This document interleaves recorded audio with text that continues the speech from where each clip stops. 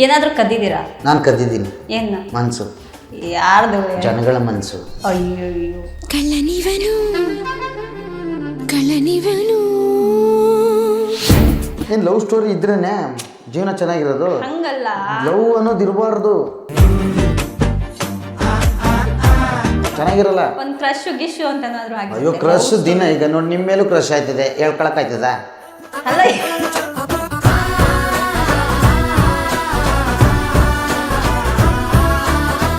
ಕನಸೆಂಬ ಕನ್ನಡಿಯ ಮುಂದೆ ಮನಸ್ಸೆಂಬ ಮುನ್ನುಡಿಯ ನಾ ಬರದೆ ನೀನೇಕೆ ನೋಡಲಿಲ್ಲ ಅಂದೆ. ಎಲ್ಲ ನಾವು ಬರ್ಕೊಂಡ್ ತಿರುಗ್ತಾವೆ, ಕನ್ನಡಿಲಿ ಬಂದು ತಲೆ ಬಾಚ್ಕೊಳ್ಳೋರೆ ಜಾಸ್ತಿ ಆದ್ರೆ ಯಾರದು ಓದೋರು ಯಾರು ಇಲ್ಲ ರೀ.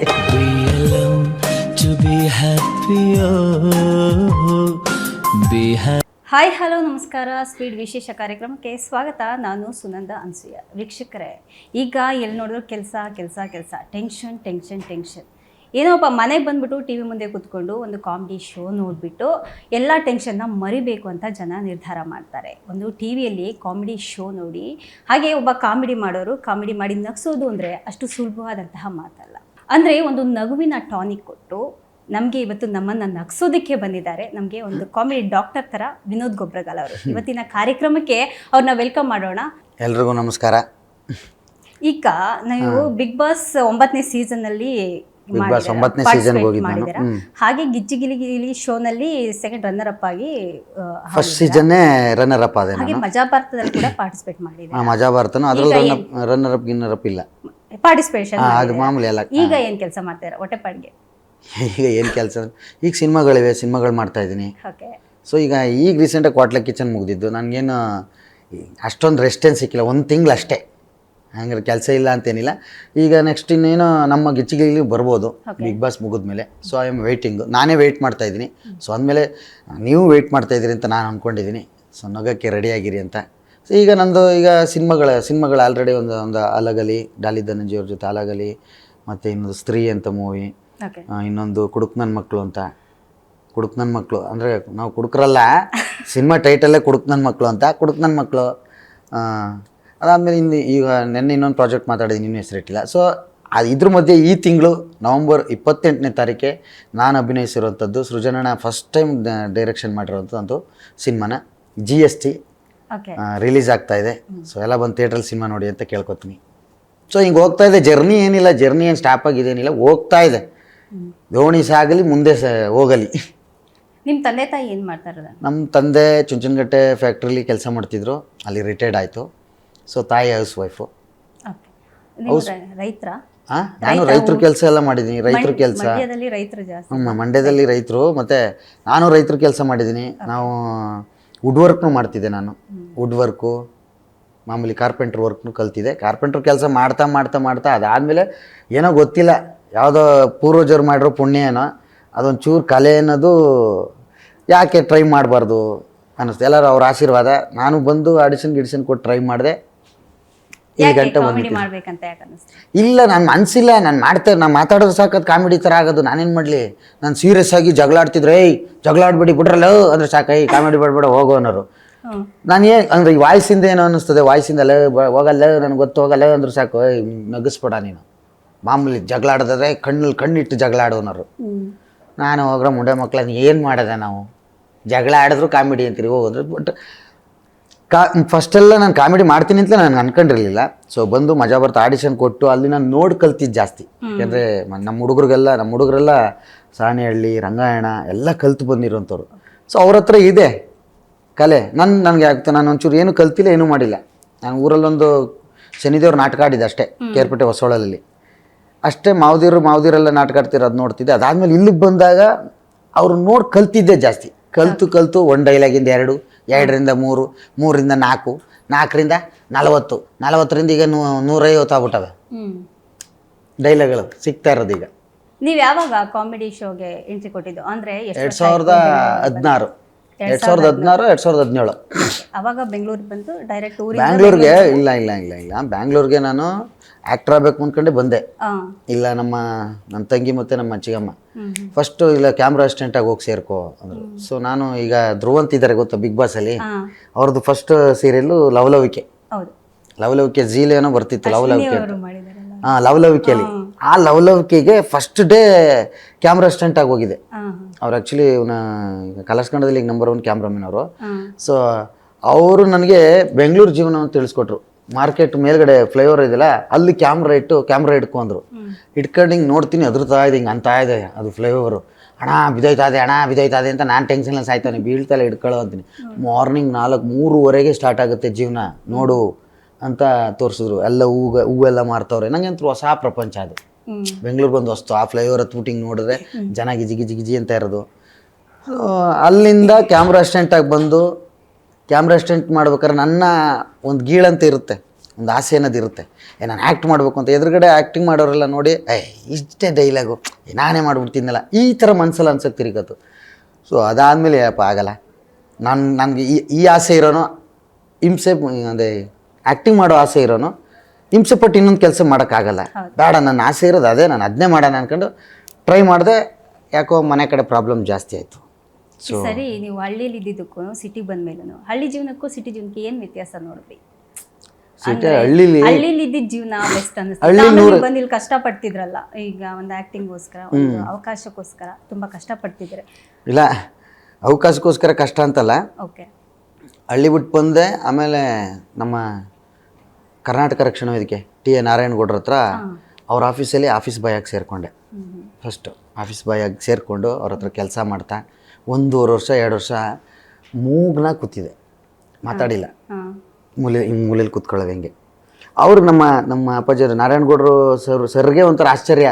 ಈಗ ಟಿ ವಿಲಿ ನೋಡ್ಬಿಟ್ಟು ಈಗ ನಮಗೆ ಮಾತಾಡ್ತಾನೆ ಇರಲಿಲ್ಲ ಆಫೀಸಲ್ಲಿ, ಈಗ ನೋಡಿದ್ರು ಇಷ್ಟೊಂದು ಮಾತಾಡ್ತಾನಲ್ಲ, ಇಷ್ಟು ಚೆನ್ನಾಗಿ ಆ್ಯಕ್ಟ್ ಮಾಡ್ತಾನಲ್ಲ ಅಂತಂದು. ಒಂದಿನ ಕರೆದು ಹೆಗ್ಲ ಮೇಲೆ ಕೈ ಹಾಕಿ ಹೇಳಿದ್ರು, ಚೆನ್ನಾಗಿ ಮಾಡ್ತೀವಿ ಕಣ, ನಮ್ಮ ಮನೆಯವರೆಲ್ಲ ನೋಡ್ತಾರೆ ಅಂತ ಹೇಳಿದ್ರು. ತುಂಬ ಖುಷಿ ಆಯಿತು. ಸೊ ನನ್ನ ತಂಗಿ ಏನು ಮಾಡಿದ್ಲು, ಮನೇಲಿ ಕಷ್ಟ ಜಾಸ್ತಿ ಅಂದಾಗ ರಕ್ಷಣಾ ವೇದಿಕೆ ಟಿ.ಎ. ನಾರಾಯಣಗೌಡ್ರ ಹತ್ರಕ್ಕೆ ಸೇರಿಸಿದ್ಲು. ಅಲ್ಲಿ ಕೆಲಸ ಮಾಡ್ಕೊಂಡು 1 ವರ್ಷ ಕೆಲಸ ಮಾಡಿದೆ. ಸಂಬಳ, ಊಟ, ತಿಂಡಿ ಎಲ್ಲ ಕೊಡ್ತಿದ್ರು. ಅಷ್ಟಾಗಿ ನನಗೆ ಪ್ರಾಬ್ಲಮ್ಸ್ ಗೊತ್ತಾಗ್ತಿರಲಿಲ್ಲ. ಅದ್ರ ಮಧ್ಯೆ ಈ ಮಜಾ ಭಾರತದ ಆಡಿಷನ್ ಅಂತ ಬಂತು. 6 ತಿಂಗಳಾದ್ಮೇಲೆ ಫಸ್ಟ್ ಫೋನ್ ಮಾಡಿದೆ, ಗ್ರೂಪ್ ಬೇಕು ಅಂದರು. 6 ತಿಂಗಳಾದ್ಮೇಲೆ ನೋಡ್ತೀನಿ ಬರ್ಬೋದು ಅಂದರು. 6 ತಿಂಗಳಾದ್ಮೇಲೆ ಹೋದೆ ನಾನು. ಹೆಂಗೆ ಗ್ರೂಪ್ ಬೇಕಂದ್ರೆ? ಮೊದಲು ನಿಮ್ಮ ಟೀಮ್ ಇದ್ರೆ ಬಂದು ಮಾಡ್ಬಿಟ್ಟು ಹೋಗ್ಬೋದು ಅಂದರು. ಟೀಮ್ ಸಿಂಗಲ್ ಇಲ್ಲ. ಅದಾದ್ಮೇಲೆ 6 ತಿಂಗಳು ತಿರ್ಗಾ ಫೋನ್ ಬಂತು, ಅಲ್ಲ ಅಡ್ವರ್ಟೈಸ್ ಬಂತು. ಸಂಡೇ ಕೂತಿದ್ನಲ್ಲ, ಭಾನುವಾರ ಬೆಂಗಳೂರಲ್ಲಿ ಸುತ್ತದೇನಕ್ಕೆ ತಡಿ, ಇದನ್ನು ಟ್ರೈ ಮಾಡೋಣ ಅಂತ ಹೋಗಿ ಕೊಟ್ಟು ಬಂದರು. ಅದು 1.5 ತಿಂಗಳಾಯ್ತು ಸೆಲೆಕ್ಷನ್ ಮಾಡೋಕ್ಕೆ.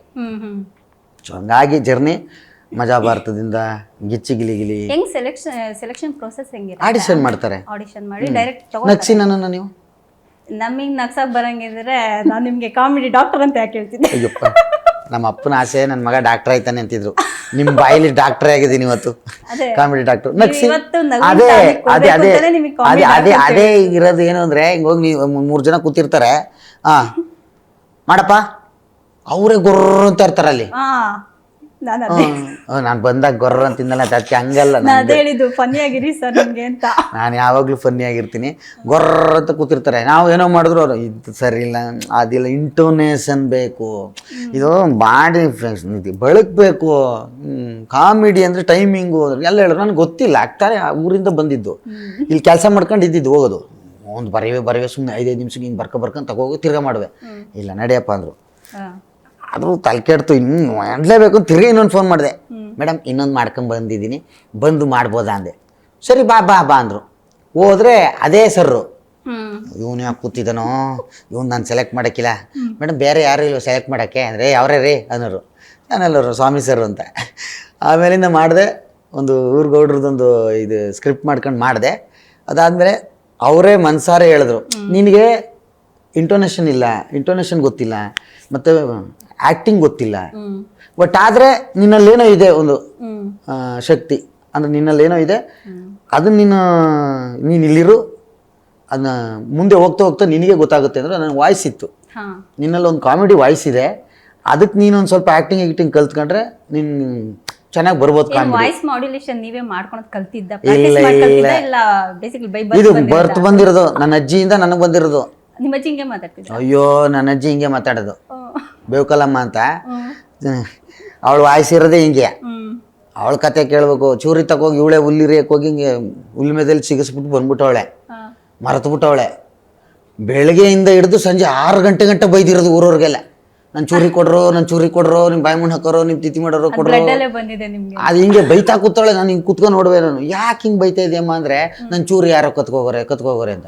ಅಯ್ಯೋ ಸಂಜೆ ಹುಲ್ಲಿರೆ ದನಿಗೆ ಹುಲ್ತರ ಅಂತ ಹಿಂಗೆ ಹೋಗಿ ಹಿಂಗೆ ಎಳಿತೀನಿ, ಚೂರಿ ಅಲ್ಲಿ ಸಿಗಿಸ್ಬಿಟ್ಟು ಬಂದ್ಬಿಟ್ಟವಳು ಇವಳೆ. ಸೊ ಅಜ್ಜಿರಂದ್ರೆ ಹಂಗೆ. ಸರಿ, ನೀವು ಈಗ ರಿಯಾಲಿಟಿ ಶೋನಲ್ಲಿ ಒಳ್ಳೆ ದುಡ್ಡು ಮಾಡಿದ್ದೀರಾ ಅನ್ಸುತ್ತಲ್ಲ. ಒಳ್ಳೆ ಎಲ್ಲ ಅನ್ಕೊಂಡಿರೋದು ಏನು ಗೊತ್ತಾ ಮೇಡಮ್, ಟಿವಿಲಿ ಬರ್ತಾನೆ, ಓ ಇವ್ನಿಗೇನು ದುಡ್ಡು ಹಂಗೆ ಹಿಂಗಿದ್ರೆ. ಇಲ್ಲ, ರಿಯಾಲಿಟಿ ಶೋಲು ಅಷ್ಟೇ. ನಮಗೆ ಸ್ಟಾರ್ಟಿಂಗ್ ಎಲ್ಲ ತಿಂಗಳು ಪೇಮೆಂಟ್ ಇದ್ದಿದ್ದು, ತಿಂಗಳಿಗೆ ಇಷ್ಟು ಅಂತ ಇದ್ದಿದ್ದು. ಅದಾದ್ಮೇಲೆ ಒಂದು ಸ್ಕಿಟ್ಗೆ ಇಷ್ಟು ಅಂತ ಬಂತು. ಅದಾದ್ಮೇಲೆ ಒಂದು ವಾರಕ್ಕೆ ಇಷ್ಟು ಪೇಮೆಂಟ್ ಅಂತ ಫಿಕ್ಸ್ ಮಾಡ್ತಾರೆ. ಹಂಗಂತ ಒಂದು ವಾರಕ್ಕೆ ಅಂದರೆ 10,000ನೋ 12,000ನೋ ಹಂಗೆ ಫಿಕ್ಸ್ ಮಾಡ್ತಾರೆ ಒಂದು ವಾರ ಪೂರ. ಅದು ಮಾಡಿದಾಗ ನಮ್ಗೆ ಏನಾಗುತ್ತೆ, ಅದು ನಮಗೆ ದುಡ್ಡು ಎಷ್ಟಾಗಲಿ ನಾವು ಕಾಣಿಸ್ಬೇಕು ಅಂದರೆ ಜನಕ್ಕೆ ಮಜಾ ನಗು ಕೊಡಬೇಕು ಅನ್ನೋದು ನಮ್ಮ ಆಸೆ. ಎಲ್ಲ ಅನ್ಕೊಂಡರು ಅವ್ನಿಗೇನು ಗುರು, ನಾವು ಅಂದರೆ ನಾವು ಆ್ಯಕ್ಟಿಂಗ್ ಮಾಡಬೇಕು ಅಂತಂದ್ರೆ ಒಂದು ಒಳ್ಳೆ ಬಟ್ಟೆ ಹಾಕಬೇಕಲ್ಲ, ಅದು ನೋಡ್ಬಿಟ್ಟೆ ದುಡ್ಡು ಮಾಡೋನು ಗುರು ಅಂತಾರೆ. ಇಲ್ಲ, ಪ್ರಾಮಿಸ್ ಇಲ್ಲ. ಇನ್ನು ಹಂಗೆ ದುಡ್ಡು ಮಾಡೋದಾಗಿದ್ರೆ, ನಾವು ಹಂಗೆ ದುಡ್ಡು ಮಾಡಿದ್ದಿದ್ರೆ ನಾವಿನ್ನು ಯಾವ್ದಾದ್ರು ಫಿಲಮ್ ನಾವೇ ತೆಗಿಯವು ಅಲ್ವಾ. ಇಲ್ಲ, ನಾವ್ಯಾಕೆ ಚಾನ್ಸ್ ಕೊಡಿ ಸರ್, ಅವಕಾಶ ಕೊಡಿ ಅಂತ ಕೇಳ್ತಿದ್ದೀವಿ ಅಂದರೆ ನಮ್ಮ ಹತ್ರ ದುಡ್ಡಿಲ್ಲ. ಅದಕ್ಕೆ ಏನು ಓದಿದ್ದೀರಾ ನಾನಾ? ನೀವು ಆಮೇಲೆ ಬೇಜಾರಾಗ್ತೀರಿ ನಾನು ಓದಿರೋದು ಕೇಳಿದ್ರೆ. ಇಷ್ಟು ಓದಿ ನೀನು ಇಷ್ಟೆಲ್ಲ ಓದಿ ನೋಡಿ ನೀವು ಹಿಂಗಾಗಿದ್ದೀರಲ್ಲ ಅಂತೀರಿ. ಸೆಕೆಂಡ್ PU ಸಾಕಲ್ಲ. 2 ಸರಿ, ಒಂದ್ಸರಿ ಫೇಲ್ ಆಗಿ ಇನ್ನೊಂದ್ಸಲಿ ಬರೆದು ಆಮೇಲೆ ಪಾಸ್ ಆಗಿದ್ದೀರಲ್ಲ. ಇರೋದು ಹೇಳ್ಕತ್ತೀನಿ ನಾನು. ಹೆಂಗಿತ್ತು ನಿಮ್ಮ ಕಾಲೇಜ್ ಲೈಫು? ಕಾಲೇಜ್ ಲೈಫ್ ಅಂತೂ ಸೂಪರು. ದಿನ ಬಸ್ಸಲ್ಲಿ ಸಟ್ಲ್ ಗಾಡಿನೇ ಹತ್ತುತ್ತಿದ್ದು, ಎಕ್ಸ್ಪ್ರೆಸ್ಗೆ ಹತ್ತುತ್ತಾನೆ ಇರಲಿಲ್ಲ. ಯಾಕೆ ಹೇಳಿ? ಸೆಟ್ಲ್ ಕಡೆ ನಿಧಾನಕ್ಕೆ ಹೋಗುತ್ತಲ್ಲ. ಸೆಟ್ಲು ಅಂದರೆ ಎಲ್ಲ ಕಡೆ ಸ್ಟಾಪ್ ಕೊಟ್ಟು ಹೋಗೋ ಗಾಡಿ.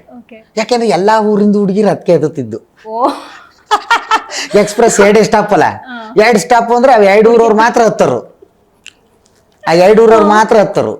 ಈ ಸೆಟ್ಲ್ ಗಾಡಿ ಅಂದ್ರೆ ಎಲ್ಲಾ ಊರವ್ರು ಹತ್ತರು. ಹಂಗಾರೆ ನಿಮ್ಗೂ ಸವಿ ನೆನಪುಗಳು? ಯಾವ ನೆನಪು ಇಲ್ಲ, ಯಾವ ನೆನಪು ಇಲ್ಲ. ಅಯ್ಯೋ, ಬಸ್ ಸೀಟ್ ಸ್ಟ್ರೈಟ್ ಇದ್ದೆ ಕಾಲೇಜಲ್ಲಿ. ಯಾರು ನೋಡೋದು ಕಾಮ್ಲಿ ಎಲ್ಲ ನಡೆಯಲ್ಲ ಸೈಡಿ ಅಂತ ಕಾಲಲ್ಲಿ ಒದ್ದಿದ್ದೆ ಜಾಸ್ತಿ. ನನ್ನ ಕಾಲು ಇದನ್ನು ಕೆಳಗೆ ಇದ್ದೆ. ಸೀಟ್ ಬಸ್ ಸೀಟ್ ಐತಲ್ಲ, ಆ ಇಟ್ಟಿದ್ದೆ. ಕುಳ್ಳ ಅನ್ನೋರು. ಬಟ್ ಕುಳ್ಳ ಇದೆ. ಹಾಗಾದ್ರೆ ಫೋಟೋಸ್ ಕೊಡ್ತೀನಿ ನೋಡಿರಿ. ಸೊ ಅಲ್ಲಿ ಪ್ರೇಮ ಕಹಾನಿಗಳು ನೋಡಿದ್ದೀನಿ ಕಣ್ಣಾರೆ. ಏನು ಹಿಂಗೆ ಅದ್ರಂದ್ರೆ ನಂಗೆ ಅದ್ರ ಐಡಿಯಾ ಇಲ್ಲ. ನಮ್ಗೆ ಅದು ಆ ಥರ ನಂಗೆ ಅದು ಐಡಿಯಾ ಇಲ್ಲ. ಬರೀ ಓದಬೇಕು, ಆದ್ರೆ ಓದಬೇಕು, ಹೋಗಿ ಸೆಟ್ರಂಗಡಿ ಚುರುಮುರಿ ತಿನ್ಬೇಕು, ಪಾನಿಪುರಿ ತಿನ್ಬೇಕು, ಇದು ತಿನ್ನೋದು. ಸೊ ಆ ಸೆಕೆಂಡ್ PU ಆದರೂ ನಮ್ಗೆ ಅದೇನು ಇದೇನೋ ಈ ಸವಿ ನೆನಪು ಅವೆಲ್ಲ ಏನೂ ಇರಲಿಲ್ಲ. College life ಸಖತ್ತಾಯಿತು. ಫೇಲ್ ಆದೆ. ಮತ್ತು ಸೆಟ್ರಂಗಡಿ ಚುರುಮುರಿ ಬಸ್ಸಲ್ಲಿ, ಆಮೇಲೆ ಬಸ್ಸಲ್ಲಿ ಸೀಟ್ ಹಿಡಿಯುವೆ. ಸೀಟ್ ಹಿಡ್ಕೊಂಡು ಮಾರುವೆ 2 ರೂಪಾಯಿಗೆ. ಆ ಸೀಟ್ ಮಾರುವೆ. ಈ ಕಪಲ್ಸ್ಗಳು ಇರ್ತಾರೆ ಗೊತ್ತಾ, ಈಗ ಲವ್ ಮಾಡೋರು. ಈಗ ಇವನು ಲವ್ ಮಾಡ್ತಾವನೆ. ಈಗ ನಮ್ಮ ಹುಡುಗ ಒಬ್ಬ ಒಂದು ಹುಡುಗಿನ ಲವ್ ಮಾಡ್ತಿದ್ದ. ಅವಳು ಇವನು ಲವ್ ಮಾಡ್ತಿರ್ಲಿಲ್ಲ. ಇವನೇನು ಅಂದ್ರೆ ಮುಂದಾಗಿ ಬಸ್ಸಲ್ಲಿ ಸೀಟ್ ಇಟ್ಕೊಳ್ಳೋದು. ಬನ್ನಿ ಇಲ್ಲೇ ಕೂತ್ಕೊಳ್ಳಿ ಅನ್ನೋದು. ಅವ್ರಿಗೇನು ಗುರು, ನೀನು ಹೆಂಗ, ಅದು ರಶ್ ಅಲ್ವ ಬಸ್ಸು, ಸೀಟ್ ಸಿಕ್ಕರೆ ಸಾಕು ಹುಡುಗರಿಗೆ. ಇವನು ಏನು ಕಿಟಕಿಲೆಲ್ಲ ನುಗ್ಗಿ ಸೀಟ್ ಹಿಡ್ಕತ್ತಿದ್ದ. ಅವಳು ಹಿಂಗೆ ಬತ್ತಿದ್ದಂಗೆ ಬನ್ನಿ ಇಲ್ಲೇ ಸೀಟ್ ಇದೆ, ಬನ್ನಿ ಕೂತ್ಕೊಳ್ಳಿ ಸೀಟ್ ಬಿಟ್ಕೊಡೋದು. ಅವ್ರಿಗೇನು ಹುಡುಗಿರಿಗೆ ಬಿಟ್ಟೋಗಲೇ ನನಗೇನು ಅಂತ ಕೂತ್ಕೊಳ್ಳೋರು. ಇದು ಅವ್ನು ಇಷ್ಟಪಟ್ಟಿರ್ತಕ್ಕೆ ತಾನೇ ಅವನ ಸೀಟ್ ಹಿಡಿತಿದ್ದು. ಮಾಡ್ತೀನಿ ತಡೆ ಅಂದ್ಬಿಟ್ಟು ಒಂದಿನ ನಾನು ಸೀಟ್ ಹಿಡ್ಕೊಬಿಟ್ಟೆ. ಇದು ಹೊಸ ಸ್ಟೋರಿ ನಾನು ಕೇಳ್ತಾರೆ. ಸೀಟ್ ಟವಲ್ ಆಗೋದು ಕೇಳಿದ್ದೀನಿ, ಸೀಟ್ನೇ ಮಾರೋದು ನಾನು ಕೇಳಿದ್ದೀನಿ. ಸೀಟ್ ನಾನು ಮಾರಿದ್ದೀನಿ. ಸೀಟ್ ನಾನು ಮುಂದಾಗಿ ಇಟ್ಕೊಂಡು ಅವ್ನ ಲವರ್ ಹೋಯ್ತಿದ್ಲಲ್ಲ ಮುಂದಕ್ಕೆ, ಹಿಂಗೆ ಯಾವಾಗ್ಲೂ ಹಿಂಗೆ ಹೋಗಳಲ್ಲ, ನಾನೇ ಕರೆಕ್ಟ್ ಪಕ್ಕ ಕೂರ್ಸ್ಕೊಬಿಟ್ಟೆ. ಫಸ್ಟು ಬನ್ನಿ ಇಲ್ಲೇ ಕೂತ್ಕೊಳ್ಳಿ ಅಂತ ನಾನು ಪಕ್ಕ ಕೂತ್ಕೊಂಡೆ. ಇವನ್ ಬಂದ ಹುಡುಗ, ಸೀಟ್ ಬಿಡು ಅಂತಾನೆ. ಏನು ಅಂತೀನಿ. ನಾನು ಕೂತ್ಕೋಬೇಕು, ನಂಡವಳು ಅಂತಾನೆ. 2 ರೂಪಾಯಿ ಆಗುತ್ತೆ. 5 ರೂಪಾಯಿ. ಆಯ್ತು, ಹೋಗು. ಸೀಟ್ ಅವ್ನು ಕೊಟ್ಬಿಟ್ಟು ಹೋಗಿ ಪಾನಿಪುರಿ ತಿನ್ಕೋರು. ಪಾನಿಪುರಿ ಅಂದ್ರೆ ಇಷ್ಟ. ಪೂರಿ ತಿನ್ಕೊಂಡು ತಿರ್ಗಾ ಬಂದು ಅವ್ನ ಸೀಟಲ್ಲಿ ಕೂತ್ಕೊಂಡು ಅವ್ನು ರೇಗ್ಸೋದು. ಏನು ಚೆನ್ನಾಗಿದ್ಯಾ, ಮಾತಾಡ್ತಾನೆ ಇಲ್ಲ, ಹಂಗೆ ಹಿಂಗೆ ಅಂತ ರೇಗ್ಸೋದು. ಇವನ್ ಪಾಪ ಲವ್ ಮಾಡಿದವನು ನಂಗೆ ಹಿಂಗೆ ಕೂತ್ಕೊಳ್ಳುವ. ಸೊ ಕಾಲೇಜ್ ಲೈಫ್ ಹಂಗೆಲ್ಲ ಎಂಜಾಯ್ ಮಾಡೀನಿ. ಮತ್ತು ಸ್ಕೂಲಲ್ಲಿ ಮಾರ್ಕ್ಸ್ ಎಲ್ಲ ಚೇಂಜ್ ಮಾಡಿದ್ದೀನಿ. ನನಗೆ ಬಂದಿದ್ದು 64. ಮಾಸ್ಟರ್ ತಾವಿರೋ ರೆಡ್ಡಿಂಗ್ ಪೆನ್ನು ಯಾವ್ದಿತ್ತು ಅದನ್ನೇ ತಗೊಂಬಂದು. ಈಗ ಬಿಗ್ ಬಾಸ್ ಅಲ್ಲಿ ಗಿಲ್ಲಿಗೂ ನಿಮ್ಗೂ ತುಂಬಾ ಹೊಂದಾಣಿಕೆ ಕಾಣಿಸುತ್ತೆ. ಯಾಕೆ? ಅವರು ಅಷ್ಟೇ ತಲ್ಲೆ ಮಾಡೋದು, ನೀವು ಅಷ್ಟೇ ತಲ್ಲೆ ಮಾಡ್ಕೊಂಡ್ ಬಂದಿದ್ದೀರಿ. ನಮ್ಗೆ ನಾನು ಒಂದು ಮಾತಾಡೋಣ, ನೀವು ಇಲ್ಲಿ ಇಲ್ಲ ಅಂತಂದ್ರು ನೀವು ಕ್ಯಾಮ್ರಾ ಸ್ಟ್ಯಾಂಡ್ ತೆಗ್ದು ಇಲ್ಲಿ ಮಾಡ್ಬಿಟ್ರು ಅದ್ರ ಜೊತೆನೇ ಮಾತಾಡ್ತಾ ಇರ್ತೀನಿ. ನಿಮ್ಗೆ ಗಿಲ್ಲಿ ಪರಿಚಯ ಇದ್ದಾರಾ? ಪರಿಚಯ ಅಂದರೆ ಅಷ್ಟು ಪರಿಚಯ ಇಲ್ಲ, ಅಲ್ಲಲ್ಲಿ ಸಿಕ್ಕಿದ್ದಷ್ಟೇ. ಹೌದಾ? Okay okay. ಅಲ್ಲೆಲ್ಲಿ ಸಿಕ್ಕಿರೋದು ಅಷ್ಟೇ. ಬಟ್ ನಮ್ಮೂರನೇ, ನಮ್ಮ ದಡ್ಪುರ, ನಮ್ಮ ಮಂಡ್ಯ ಮಳವಳ್ಳಿ ದಡ್ಪುರದವನೇ. ನಮ್ಮ ಸಂಬಂಧಿಕರೆಲ್ಲ ಆ ಊರಲ್ಲಿ ಅವರೇ. ನೀವು ಎಲ್ಲಾನು ನಗಿಸ್ತಾ ಇರ್ತೀರಿ, ಯಾವತ್ತಾದ್ರೂ ಹತ್ತಿದ್ದೀರಾ? ಅಂದ್ರೆ ತುಂಬಾ ತುಂಬಾ ಹತ್ತಿದ್ದೀರಾ? ತುಂಬ ಹತ್ತಿದ್ದು ನನ್ನ ಅಜ್ಜಿ ತೀರೋದಾಗ. ನನ್ನ ಅಜ್ಜಿ ತೀರೋಗಿದೆ ಅಂದರೆ ನನ್ನನ್ನು ನಗಿಸೋ ಜೀವ ಇದ್ದಿದ್ದು ಅದೊಂದೇ. ನಾನು ಬಿಗ್ ಬಾಸಲ್ಲೂ ಹೇಳಿದ್ದೆ, ನಾನೆಲ್ಲರೂ ನಗಿಸ್ತೀನಿ, ಬಟ್ ನನ್ನನ್ನು ನಗ್ಸಕ್ಕೆ ಯಾರೂ ಇಲ್ವಲ್ಲ ಅಂದಾಗ ನನ್ನನ್ನು ನಗ್ಸಿದ್ದು ನನ್ನ ಅಜ್ಜಿ ಒಬ್ಳೆ. ಅವತ್ತೇನಾಯ್ತು, ನೈಟ್ ಅವ್ರು 93, ಈಗ ಸತ್ತೊಂದು 3-4 ವರ್ಷ ಆಗಿರ್ಬೋದು. ಬಿಗ್ ಬಾಸ್ಗೆ ಹೋಗಿದ್ದು ಮುಂಚೆ. ಅದು ಅವತ್ತು ನನಗೆ ಅಳು ಇನ್ನೂ ತುಂಬ ಬಂದಿದ್ದು. ಯಾಕೆಂದರೆ ನಮ್ಮ ಅಜ್ಜಿ ಶವ ತಂದು ಹಿಂಗೆ ಇಟ್ಟಿದ್ದಾರೆ, ಸೌತ್ ಪಕ್ಕ ನನ್ನ ತಂದೆ ಕೂತವ್ರೆ. ನನ್ನಪ್ಪ ಅವರಪ್ಪ ಸತ್ತಾಗ್ಲೂ ಹೊತ್ತಿಲ್ಲ. ನಾನು ಹಿಂಗೆ ಕೂತು ನೋಡ್ತಾ ನನಗೆ ಈ ಅಜ್ಜಿ ಫೀಲಿಂಗ್ ಆಗ್ತಾ ಇದೆ, ನಮ್ಮ ಅಜ್ಜಿ ತೀರೋದಿಲ್ಲ ಅಂತ ನಾನು ಹೇಳ್ತಾ ಇದ್ದೀನಿ. ಹಿಂಗೆ ತಿರುಗಿ ನೋಡಿದ್ರೆ ನನ್ನ ಅಪ್ಪ ಮಗು ಥರ ಹೇಳ್ತಿತ್ತು, ಮಗು ಥರ ಅಮ್ಮ ಅವ್ವ ಅಮ್ಮ ಅಮ್ಮ ಅಂತ ಹೇಳ್ತಿತ್ತು.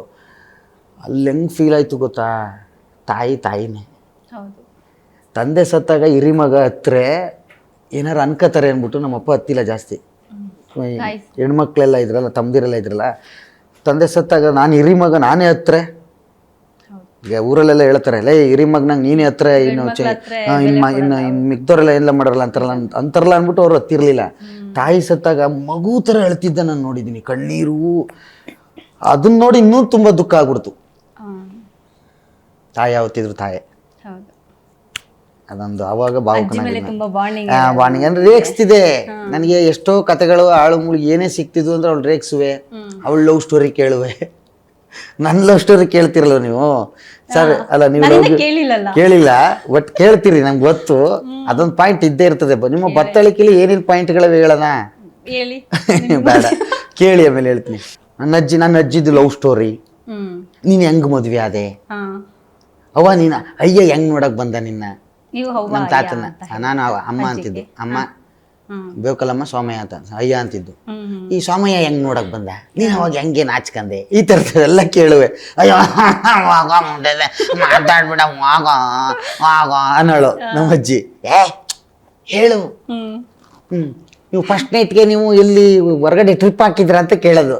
ನೋಡೋದೆ ಅಂತ ಪಾತ್ರೆಲ್ಲ ಹೊಡೆದ್ಬಿಟ್ಟು ಹೊಟ್ಟೋಗಿದ್ಲು.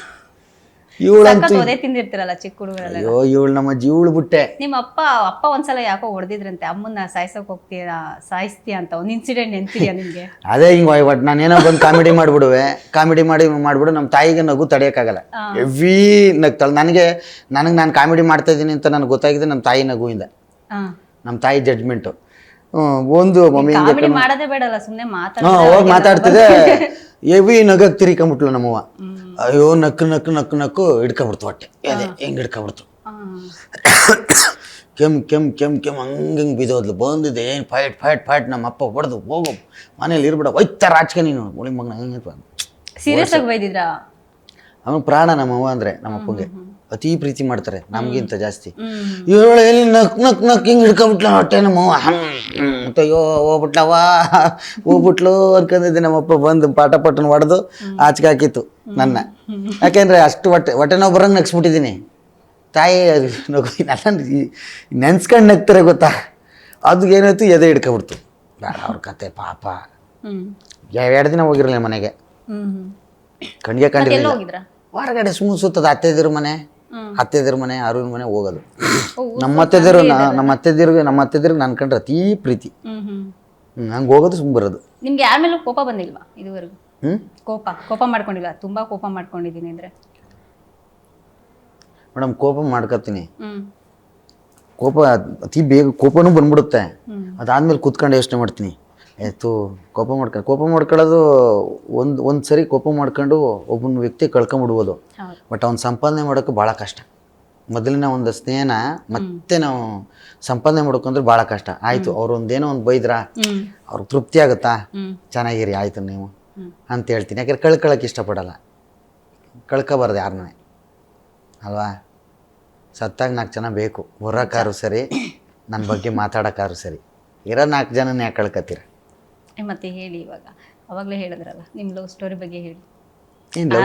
ಲವ್ ಸ್ಟೋರಿ ಅಂತ ಬೇಡ, ಸ್ಕೂಲ್ದೆಲ್ಲ ಬೇಡ, ಈಗ ಒಂದು ಲವ್ ಸ್ಟೋರಿ ಟ್ರ್ಯಾಕಲ್ಲಿ ಇತ್ತು ಅಂತ ಕೇಳಿದ್ವಿ. ಯಾರು? Love story. ಇಲ್ಲ, ಎಲ್ಲ ಏನು ಅನ್ಕೊಂಡವ್ರೆ ಅಂದರೆ,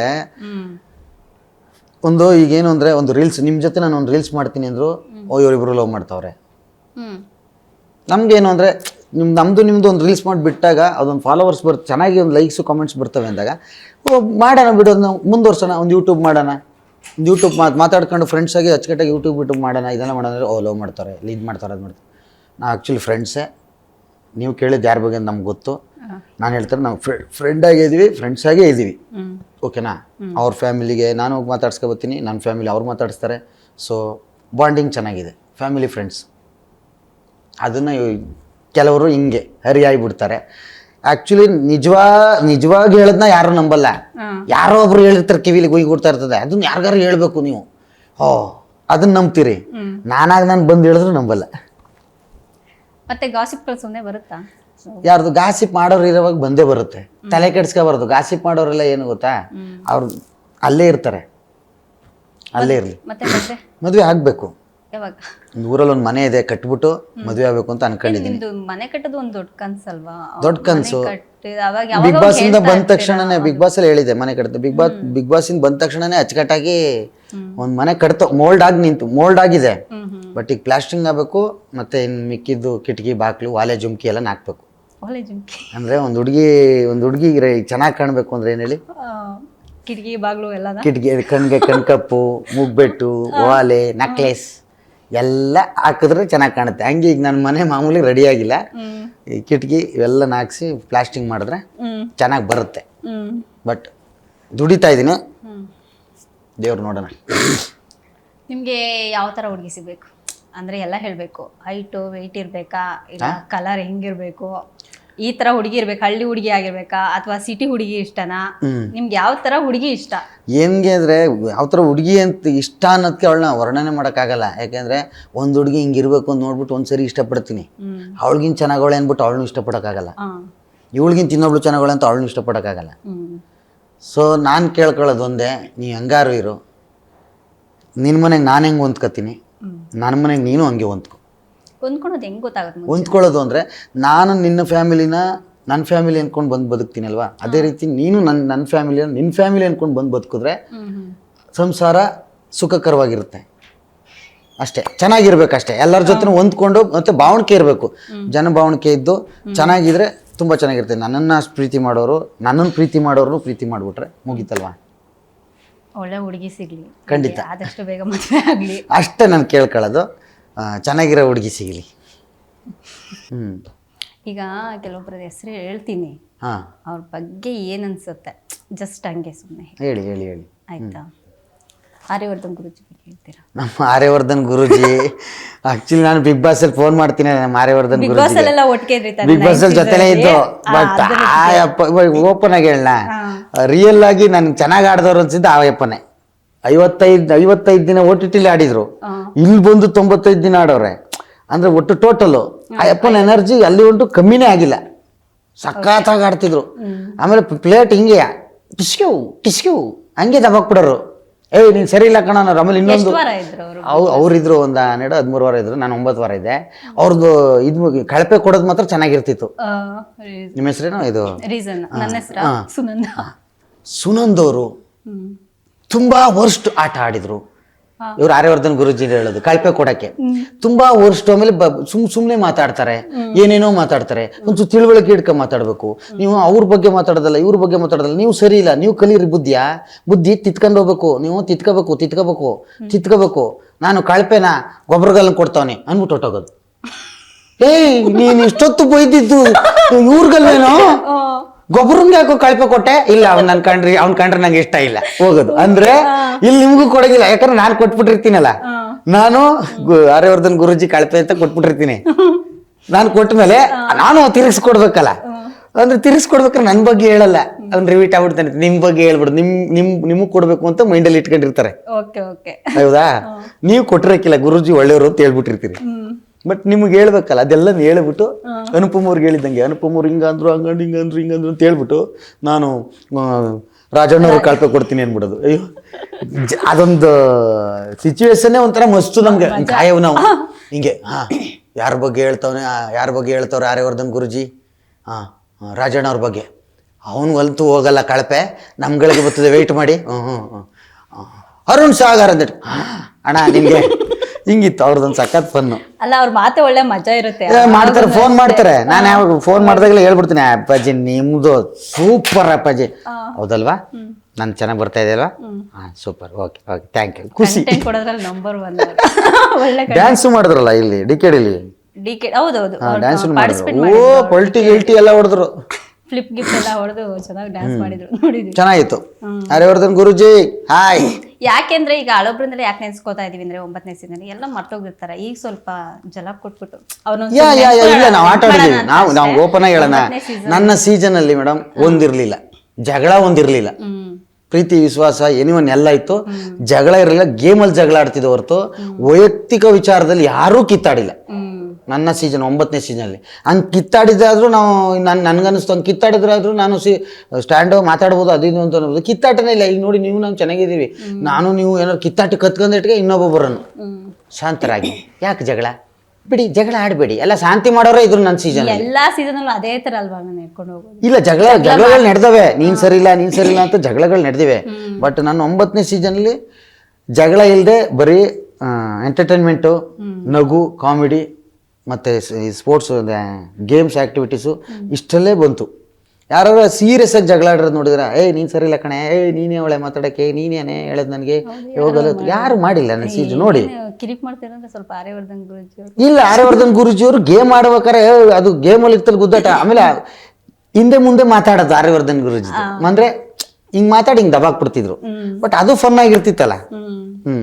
ಇವರು ಪ್ರಶಾಂತ್ ಸಂದಗಿ ಸರ್, ಅಯ್ಯಪ್ಪ ಆ 8ನೇ ಸೀಸನಲ್ಲಿ ಅರ್ಚಾಡಿದ್ದು ಪ್ರಶಾಂತ್ ಸರ್ಗೂ ನನ್ನ ಜೊತೆ 9ನೇ ಸೀಸನ್ಗೆ ಬಂದಾಗ ನಾನು ಅನ್ಕೊಬಿಟ್ಟೆ, ಅಪ್ಪ ಇವ್ರು ಜಗಳ ಮಾಡೇ ಮಾಡ್ತಾರೆ, ಇದು ನನಗೊಂದು ವಿಕೆಟ್ ಸಿಕ್ತು ಇವ್ರ ಕೈ ಜಗಳ ಆಡೋಣ ಅಂದರೆ ನನ್ನೇ ಫ್ರೆಂಡ್ ಮಾಡ್ಕೊಬಿಟ್ರು. ಇದ್ದಿದ್ದೊಂದು ವಿಕೆಟ್ ಜಗಳ ಆಡೋಕ್ಕೆ ಕಯಪಿಯ ಅಂತಾರೆ, ನಾನು ಕಯಪಿಯ ಅನ್ಕೋಬೋದು. ಜಗಳ ಮಾಡ್ಕೊಂಡು ಮಾತಾಡೋಕೆ ಯಾರು ಇಲ್ದಿದ್ರು ಜಗಳನಾರ ಆಡ್ಕೋಬೋದು ಇಟ್ಕೋಬೋದು. ಅಂದರೆ ಹಳ್ಳಿಯ ಪ್ರತಿಭೆ ಸರ್, ವಿನೋದ್ ಗೊಬ್ಬರಗಾಲ ಹಳ್ಳಿಯ ಪ್ರತಿಭೆ. ತುಂಬ ಖುಷಿ ಆಗುತ್ತೆ. ಇವನು ನೋಡ್ತಾ ಇದ್ರೆ ಒಂಥರ ಖುಷಿ ಆಗುತ್ತೆ ಸರ್, ನನಗೊಂಥರ ತಮ್ಮನ ಥರ ಸರ್ ಅಂತಂದ್ರು. ಹಂಗೆ ಗಳಗಳ ಅನ್ಕೊಂಡಿರ್ ಬಂದು ಜಗಳ ಆಡಕ್ಕೆ ಇದ್ದಿದ್ದೊಂದು ವಿಕೆಟು ಹಳ್ಳಿ ಪ್ರತಿಭೆ ತಮ್ಮ ಅಂತೆಲ್ಲ ಒಪ್ಕೊಬಿಡ್ತಲ್ಲಪ್ಪ. ಇನ್ನು ಯಾರಿದ್ರು ಅಂತ ತಿರುಗಿದ್ರೆ ಯಾರು ಇಲ್ಲ. ಹಂಗಿದ್ರು ಚೆನ್ನಾಗಿದ್ರು ಸಂಬರ್ಗಿ ಸರ್. ಕಾಂಟ್ಯಾಕ್ಟ್ ಇದ್ದಾರೆ, ಮಾಡ್ತೀನಿ ಫೋನು ಅವಾಗ. ಮೀಟ್ ಆಗಕ್ಕಾಗಿಲ್ಲ ನಾವು. ರೂಪೇಶ್ ರಾಜಣ್ಣ ಅವ್ರಿಗೆ ಗೊತ್ತಲ್ಲ, ಅವರೆಲ್ಲ ಖಂಡಿಸ್ತೀನಿ, ನಾನು ಇದನ್ನ ಖಂಡಿಸ್ತೀನಿ. ಒಂದ್ಸರಿ ಫೇಕ್ ಅಂಡ್ ರಿಯಲ್ ಒಂದು ಕೊಟ್ಟರು, ನೀನು ಫೇಕಾ ನೀನು ರಿಯಲ್ ಅಂತ ಹೇಳೋವಂಥದ್ದು ಕಂಟೆಸ್ಟೆಂಟ್ಗಳಲ್ಲಿ 5 ಜನ ಮಾತ್ರ ರಿಯಲ್ಗೆ ಹೇಳ್ಬೇಕು, ಇನ್ನು ಮಿಕ್ತವ್ರದ್ದು ಫೇಕ್ ಹೇಳಿ ಒಂದು ಕಾರಣಗಳು ಹೇಳ್ಬೇಕು. ಆಯಿತು, ಎಲ್ಲರನ್ನೂ ಫೇಕ್ ಅಂತ ಕೊಟ್ಟರು. 5 ಜನ ರಿಯಲ್ ಹೇಳ್ಬೇಕು. ಇರೋದು ಇನ್ನು 5 ಜನ ನಾವು. ವಿನೋದ್ ಗೊಬ್ಬರಗಾಲ ಇವರ ಫೇಕ್ ಅಂದ, ಹಿಂಗೆ ತಿರುಗ್ತೀನಿ ಅಲ್ಲಿ ಯಾರು ಇಲ್ಲ. ಇನ್ನು 5 ಜನ ನಾವು ನಾವು ಫೇಕ್ ಹೇಳಂಗಿಲ್ಲ ನೀನು. ಓ ತೀರೋಯ್ತಾ ಓಕೆ ನೀವು ರಿಯಲ್ ಅನ್ಬೇಡ್ರಿ, ಫೇಕ್ ಅಂತ ಹೇಳಿದ್ರೆ ಅದು ಕಾರಣ ಹೇಳ್ರಿ. ನೀನು ಹಂಗೆ ಹಿಂಗೆ ಅಂತ ಹೇಳಿದ್ರು. ಈಗ ನೀನು ಈ ಕಾರಣನೂ ಹೇಳಿದ್ಯೆ, ಇತ್ತಾಗ ಫೇಕು ಇತ್ತಾಗ ರಿಯಲ್, ನಾನು ಯಾವುದಕ್ಕೆ ನಿಂತ್ಕೊಳ್ಳೋಣ ಅಂದೆ. ಅವಾಗ ಬಿದ್ದು ಅದ್ದಾಡಿರೋದು. ಫೇಕ್ ಅಂದ್ಬಿಟ್ಟು ನಿನ್ನ ರಿಯಲ್ಗೆ ನಿಲ್ಸಿನಂತ. ನಾನು ಫೇಕ್ ಅಂದ್ರೆ ನಾನು ರಿಯಲ್ಗೆ ನಿಲ್ಸಿದ್ರು. ಯಾಕಂದ್ರೆ 5 ಸೀಟ್ ನಿಂತ್ಕೊಳ್ಳೇಬೇಕು ರಿಯಲ್ಗೆ. ಎಲ್ಲಿ ಒಬ್ರಿಗೆಲ್ಲ ಫೇಕ್ ಅಂದ್ಮೇಲೆ ನಾನು ರಿಯಲಲ್ಲಿ ನಿಂತೀವ್ನಿ.